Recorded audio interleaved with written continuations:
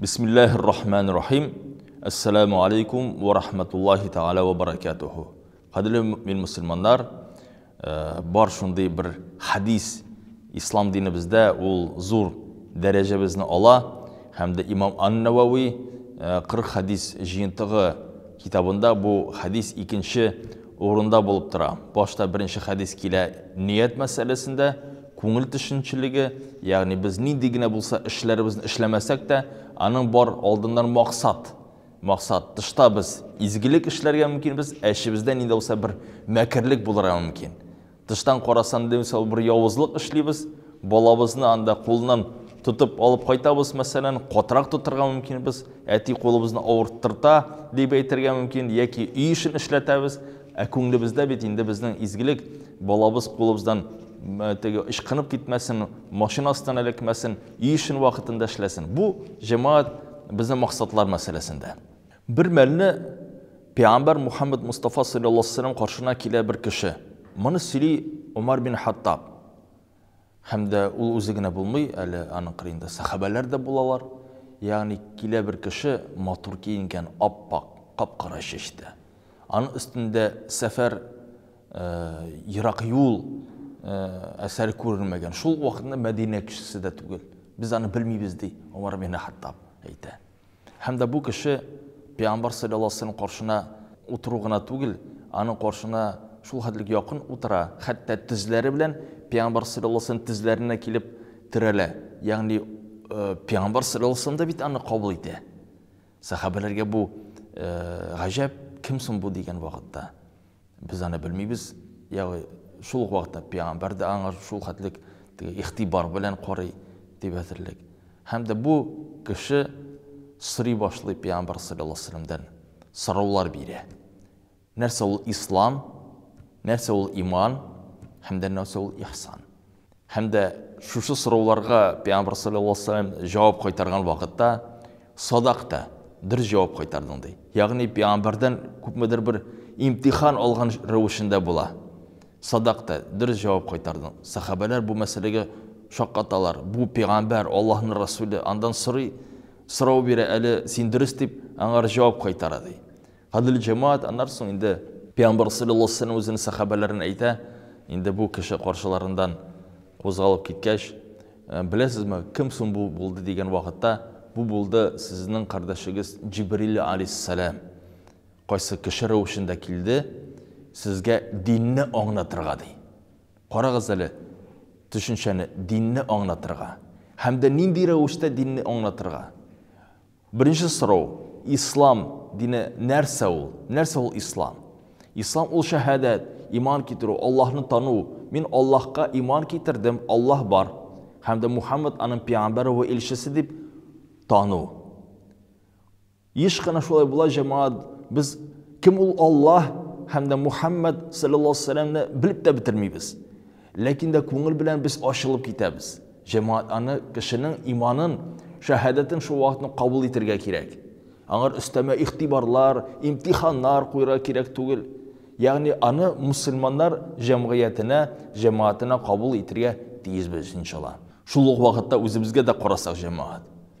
Biz mana Allohni tanidik, shahodat keltirdik, Muhammad Mustafa sallallohu alayhi vasallam iymon keltirdik. O'ylaysan, narsa so'ng bunda endi bor. Tamam bitindi. Lekin de o'tib ketdi yilimiz, o'tib ketdi umrimiz. Biz Alloh turunda yangi bilim oldikmi? Payg'ambar sallallohu alayhi vasallam turmushidan sirini yangi bilim oldikmi? O'zimizga so'rov qo'yik. Ya'ni bu so'rovlarga bu tushuncha bir yoqdan qarasang, endi u g'odiy, lekin de aning betinde ilmi teran bo'lib turadi. Shu vaqtda Payg'ambar sallallohu alayhi vasallam aytdi, ikkinchisi ul salat, namoz. Uchinchisi ul zakat. Shundan so'ng roza. Shundan so'ng haj. Hamda bu 5 bag'anada tura bizning islom dinimiz. Bu 5 bag'anani jamoat agarda kishi qabul etsa, ul musulmon. Agarda ularni o'tasa, u o'zining musulmonligini ali ishida, amalida isbotlay.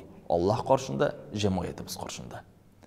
Ko'pmi bor kishilarimiz, bizning shahardashlarimiz, qaysilari allar o'zini musulmon deb tanıylar, Өзін мұсылман деп әйтәләр, иман кәлимәсін әйтәләр, ләкин дә мәчеттән йөрми, намазын укырмый, уразасын тотмый. Гадәти хәлдә алар аны белмиләр дә, яки аны мөһимлеген аны төшенмәделәр дә. Аларга аны турында сөйләүче булмады.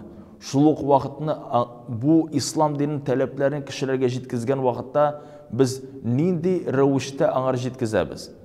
Җиңел хәлдәме, яки инде авыртып, катлауландырып микән? Ягъни намаз укыр өчен шул хәтле күп фәлән сүрәләр белергә кирәк. Һәм дә шундый аны тәхәрәтләре авыр, өендә чиста пөхтә носкин фәлән, ишке тышкы киемен фәлән дип, инде һәрбер җирдә утырганда дуа дип без кешегә өйрәтсәк, кеше инде безнең намаз төшенчесенә килмәячәк. Ләкин дә бит инде җәмәгать намаз ул 5 вакыт намаз гына түгел. Бар 2 гаит намазыбызда, ураза һәм дә Корбан гаите. Кешеләрне чакырганда, хәзрәтләр анда алар өчен үзләре намаз укып куйырлар. Икенчесе бар җомга намазы. Кайсында җәмәгать белән намаз укырга мөмкин. Атнасына 1 мәртәбә генә, көнне 5 мәртәбә түгел җәмәгать, атнасына 1 мәртәбә чакырык, бәлки үзебез белән алып килик иншалла. Күрсен беренче мәртәбә ничек менә шушы намаз үтәлә җәмәгать белән. Үз вакытында шул ук вакытны бер булды Пәйгамбәр саллаллаһу алейһи ва саллям бер үрнәгә бер кеше килә. Әйтә: "Я Расулулла, көненә 1 намаз укысам гына ярыймы?" Ул әйтә: "Ярый." Сахабалар сорау куялар: "Ничек соң Расулулла?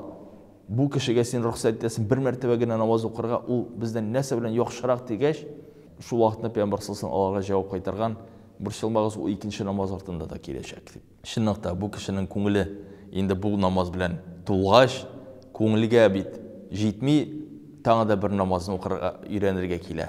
Өйрәнеп китә, шулай 5 вакыт намазда тула җәмәгать. Шул вакытны ураза мәсьәләсендә килгән вакытта, әлбәттә кешегә без җайлап кына уразаны өйрәтергә тиешбез. Еш кына шундый сүз була: "Әгәр дә намаз укымасаң, уразаң кабул булмый." Җәмәгать, ураза үзенә бер фарыз, намаз үзенә бер фарыз.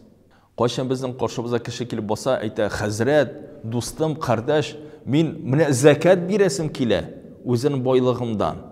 Biz әйтеп тормыйбыз бит анда: "Дустым, син намаз укыйсыңмы? Намаз укымасаң закатың кабул булмый" дип.